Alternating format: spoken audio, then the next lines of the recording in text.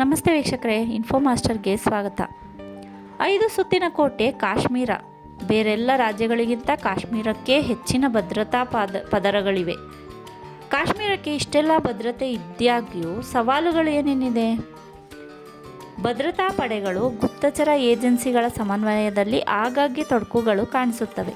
ಮಾಹಿತಿ ಹಂಚಿಕೆ ರವಾನೆಯಲ್ಲಿ ವಿಳಂಬವಾದಾಗ ಆ ವಿಳಂಬವೇ ಉಗ್ರರ ಪಾಲಿಗೆ ಗೋಲ್ಡನ್ ಅವರ್.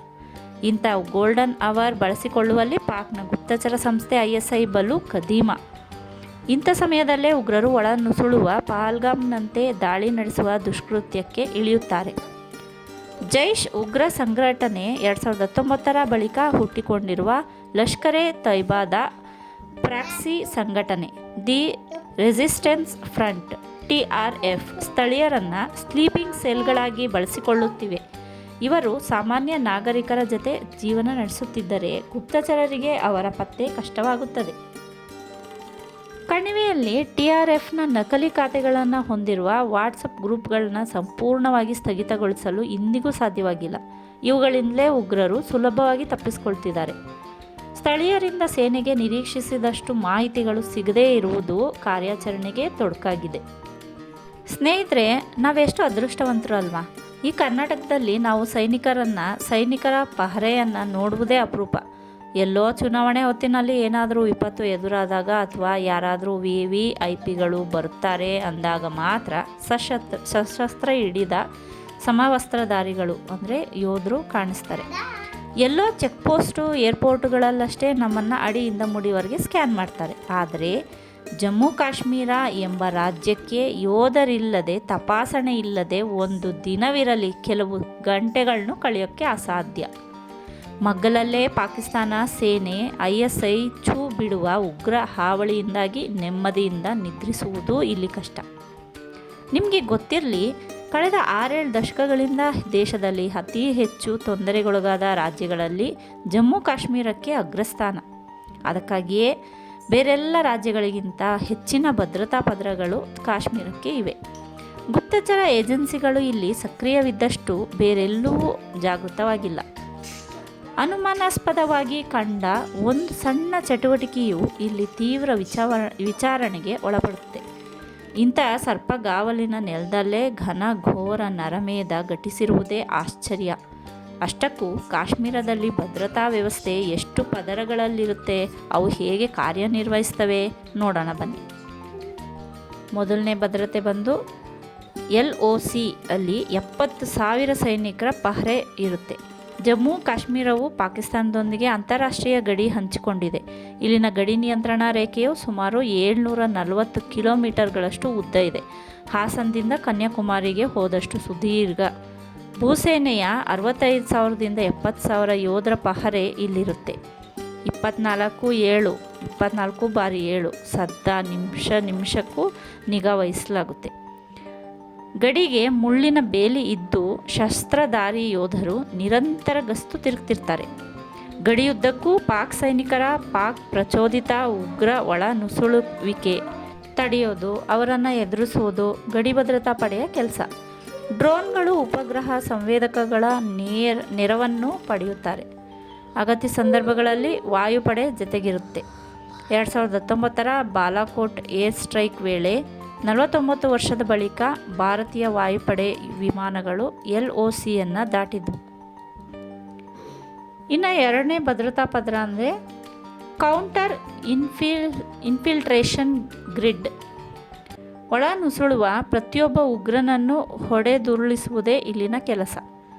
LOC ಇಂದ 10-20 ಕಿಲೋಮೀಟರ್ಗಳ ಅಂತರದಲ್ಲಿ ಇಂಥ ಉಗ್ರ ನಿಗ್ರಹ ಕಾರ್ಯ ಚಟುವಟಿಕೆ ತೀವ್ರವಾಗಿರುತ್ತೆ. ರಾಷ್ಟ್ರೀಯ ರೈಫಲ್ಸ್ RR ಇದರ ಹೊಣೆ ಹೊತ್ತಿದೆ. ರಾಷ್ಟ್ರೀಯ ರೈಫಲ್ಸ್ ಜಗತ್ತಿನ ಅತಿ ದೊಡ್ಡ ಭಯೋತ್ಪಾದನಾ ನಿಗ್ರಹ ಘಟಕ. Romeo, delta, Victor, kilo, uniform ಇವು RRನ 5 ತುಕಡಿಗಳು. ಕಾಶ್ಮೀರದಲ್ಲಿ ಎಲ್ಲೇ ಉಗ್ರ ಎನ್ಕೌಂಟರ್ ನಡೆದರೂ ಅದರ ಹಿಂದೆ ಬಹುತೇಕ ಈ ತುಕಡಿಗಳ ಧೀರರು ಇರುತ್ತಾರೆ.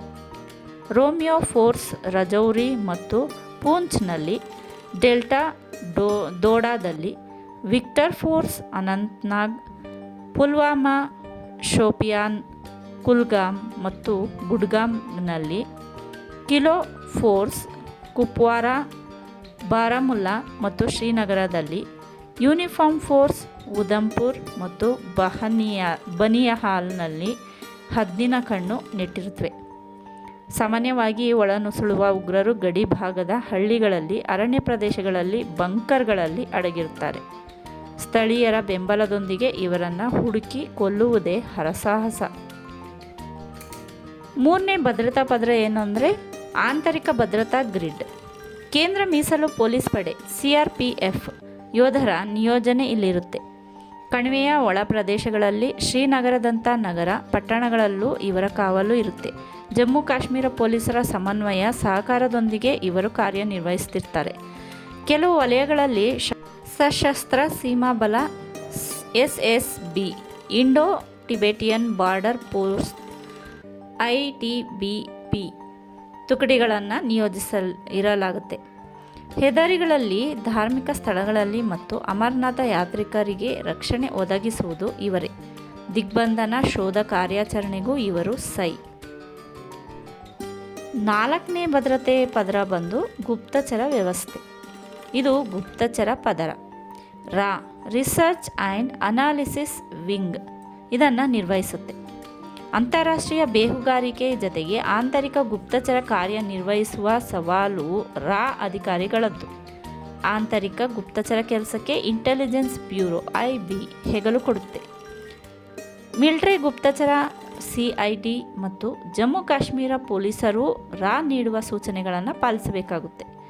ರಾಷ್ಟ್ರೀಯ ಭದ್ರತಾ ಸಂಸ್ಥೆ NSA ಮತ್ತು ಮಲ್ಟಿ ಏಜೆನ್ಸಿ ಸೆಂಟರ್ಗಳೊಂದಿಗೂ ಸಮನ್ವಯ ನಡೆಸಬೇಕಾಗುತ್ತೆ. ಈ ಎಲ್ಲ ಸಂಸ್ಥೆಗಳ ಒಟ್ಟು ಕೆಲಸವೇ ಉಗ್ರರ ಚಲನವಲನಗಳ ಮೇಲೆ ನಿಗಾ ಇಡುವುದು ಮತ್ತು ಯಾವುದೇ ಪಿತೂರಿಯ ಬಗ್ಗೆ ಮುಂಚಿತವಾಗಿ ಮಾಹಿತಿ ನೀಡುವುದು. ಪಹಲ್ಗಾಮ್ನಲ್ಲಿ ದಾಳಿ ಸಾಧ್ಯತೆ ಬಗ್ಗೆ ಈ ವಿಭಾಗ ಮುಂಚಿತವಾಗಿ ಎಚ್ಚರಿಸಿದ್ದರೂ ಭದ್ರತಾ ವೈಫಲ್ಯವಾಗಿರುವುದು ಮುಜುಗರದ ವಿಚಾರ. 5ನೇ ಭದ್ರತಾ ಪದರ ಅಂದರೆ ವೈಮಾನಿಕ ಕಣ್ಗಾವಲು. ಕಾಶ್ಮೀರಕ್ಕೆ ಕೇವಲ ನೆಲದ ಮೇಲಷ್ಟೇ ಭದ್ರತೆಯಲ್ಲ, ವೈಮಾನಿಕ ಕಣ್ಗಾವಲಿನ ಭದ್ರತೆಯೂ ಇದೆ. ಭಯೋತ್ಪಾದನಾ ಚಟುವಟಿಕೆಗಳು ಮತ್ತು ಒಳ ನುಸುಳುವಿಕೆ ನಿಗ್ರಹದಲ್ಲಿ ಉಪಗ್ರಹ ಮೇಲ್ವಿಚಾರಣೆ ಪಾತ್ರವೂ ಪ್ರಮುಖ. ಇಸ್ರೋದ ಕಣ್ಗಾವಲು ಉಪಗ್ರಹಗಳು ಇದಕ್ಕಾಗಿಯೇ ಕೆಲಸ ಮಾಡುತ್ತವೆ. ಇವು ಮಿಲಿಟರಿ ಮತ್ತು ಗುಪ್ತಚರ ಸಂಸ್ಥೆಗಳಿಗೆ ವಿಶೇಷವಾಗಿ LOCಯಲ್ಲಿ ಮತ್ತು ಅಂತಾರಾಷ್ಟ್ರೀಯ ಗಡಿಯಲ್ಲಿ ನೈಜ ಸಮಯದ ಹೈ ರೆಸಲ್ಯೂಷನ್ ಇಮೇಜಿಂಗ್ ಒದಗಿಸುತ್ತವೆ. ಒಂದು ವೇಳೆ ಮೋಡ ಕವಿದಿದ್ರೆ, ರಾತ್ರಿಯ ಕತ್ತಲು ಆವರಿಸಿದರೆ ISAT ಸರಣಿಯ ಉಪಗ್ರಹಗಳನ್ನು ಬಳಸಿಕೊಳ್ಳಲಾಗುತ್ತೆ. ಇವು ಅರಣ್ಯ, ಹಿಮ ಪರ್ವತಗಳಲ್ಲಿನ ರಹಸ್ಯ ಶಿಬಿರಗಳು ಅಥವಾ ಚಲನವಲನಗಳನ್ನು ಪತ್ತೆ ಹಚ್ಚುವಲ್ಲಿ ಪರಿಣಾಮಕಾರಿ. ಕಾರ್ಟೋಸ್ಯಾಟ್ ಸರಣಿಯ ಹೈ ರೆಸಲ್ಯೂಷನ್ ಆಪ್ಟಿಕಲ್ ಉಪಗ್ರಹಗಳ ಸಹಕಾರದಿಂದ LOC ಬಳಿಯ ಉಗ್ರ ಚಟುವಟಿಕೆಗಳು, ಬಂಕರ್ ನಿರ್ಮಾಣಗಳು, ಲಾಂಚಿಂಗ್ ಪ್ಯಾಡ್ಗಳು, ಮೂಲಸೌಕರ್ಯಗಳನ್ನು ಪತ್ತೆ ಹಚ್ಚಲಾಗುತ್ತಿದೆ. ಎಲೆಕ್ಟ್ರಾನಿಕ್ ಗುಪ್ತಚರ ಉಪಗ್ರಹಗಳು ಇದೇ ಕೆಲಸದಲ್ಲೇ ತೊಡಗಿಕೊಂಡಿವೆ. ಅಲ್ಲದೆ ಇವು ರಾಡಾರ್ ಮತ್ತು ಸಂವಹನ ಸಂಕೇತಗಳನ್ನು ಪತ್ತೆ ಹಚ್ಚಬಲ್ಲವು. ಆದರೆ ಇವುಗಳಿಗೂ ಕೆಲವು ಮಿತಿಗಳುಂಟು. ಭಾರೀ ಹಿಮಪಾತವಾದರೆ ಅಥವಾ ಗುಹೆಗಳಲ್ಲಿ ಉಗ್ರರು ಅಡಗಿದ್ದರೆ ಇವುಗಳಿಂದ ಪತ್ತೆ ಅಸಾಧ್ಯ. ಅದಕ್ಕಾಗಿಯೇ ಉಗ್ರರು ಕೆಲವೊಮ್ಮೆ ಗೊಂದಲ ಸೃಷ್ಟಿಸಲು ನಕಲಿ ರಚನೆಗಳನ್ನು ನಿರ್ಮಿಸಿ ಯಾಮಾರಿಸುತ್ತಾರೆ. ವೀಕ್ಷಕರೇ, ಇದಿಷ್ಟು 5 ಸುತ್ತಿನ ಕೋಟೆ ಅಂತಿರೋ ಕಾಶ್ಮೀರದ ಕುರಿತಾಗಿ ಮತ್ತು ಕಾಶ್ಮೀರದಲ್ಲಿ ಏನೆಲ್ಲ ಭದ್ರತೆಗಳನ್ನ ಒದಗಿಸಿದ್ದಾರೆ. ಇಷ್ಟು ಭದ್ರತೆಗಳ ನಡುವೆಯೂ ಕೂಡ ಪಹಲ್ಗಾಮ್ನಲ್ಲಿ ಉಗ್ರರ ದುಷ್ಕೃತ್ಯ ನಡೆದು ಹೋಯಿತು. ಪಾಪಿ ಪಾಕಿಸ್ತಾನಕ್ಕೆ, ಉಗ್ರರಿಗೆ ಉತ್ತೇಜನ ನೀಡ್ತಾ ಇರುವಂತಹ ಪಾಕಿಸ್ತಾನಕ್ಕೆ ಬುದ್ಧಿ ಕಲಿಸೋಕ್ಕೆ ಅಂತ ನಮ್ಮ ಭಾರತ ಸರ್ಕಾರ ನಿಂತಿದೆ, ಪಣ ತೊಟ್ಟಿದೆ. ನೋಡೋಣ ಏನೆಲ್ಲ ಆಗುತ್ತೆ ಅಂತ. ಈಗಾಗಲೇ ಭಾರತ ಪಾಕಿಸ್ತಾನದ ವಿರುದ್ಧ ಜಲಯುದ್ಧ ಶುರು ಮಾಡಿದೆ, ಹಾಗೆಯೇ ವಾಯುಯುದ್ಧ ಕೂಡ ಶುರು ಮಾಡಿದೆ. ವಾಯುಯುದ್ಧ ಅಂದರೆ ಯಾವುದು ವಿಮಾನಗಳು ಹಾರಾಡ್ತಾ ಇಲ್ಲ ಪಾಕಿಸ್ತಾನದ ಮೇಲೆ, ನಮ್ಮ ಭಾರತದಲ್ಲ, ಪ್ರಪಂಚದಲ್ಲಿ ಯಾವುದೇ ವಿಮಾನಗಳು ಕೂಡ ಹಾರಾಡ್ತಾ ಇಲ್ಲ ಪಾಕಿಸ್ತಾನದ ಮೇಲೆ. ಹಾಗೆಯೇ ಸಾಗರ ಯುದ್ಧ ಕೂಡ ನಡೆದಿದೆ. ಯಾವುದೇ ಬೋಟ್ಗಳಾಗಲಿ ಇದಾಗಲಿ ಸಾಗರ ಮಾರ್ಗ ಕೂಡ ಯುದ್ಧದಲ್ಲಿ ಇದೆ. ವಾಣಿಜ್ಯ ಯುದ್ಧ, ವೀಸಾ ಯುದ್ಧ, ಡಿಜಿಟಲ್ ಯುದ್ಧ, ಗಡಿ ಯುದ್ಧ, ವಾಘಾ ಗಡಿ ಯುದ್ಧ ಎಲ್ಲವನ್ನು ಮಾಡ್ತಾ ಇದೆ ನಮ್ಮ ಭಾರತ ಪಾಕಿಸ್ತಾನದ ಮೇಲೆ.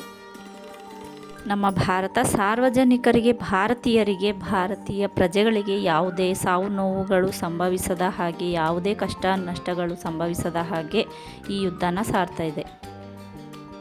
ಜೈ ಕರ್ನಾಟಕ ಮಾತೆ, ಜೈ ಭಾರತ್ ಮಾತೆ. ಸ್ನೇಹಿತರೆ, ಧನ್ಯವಾದಗಳು.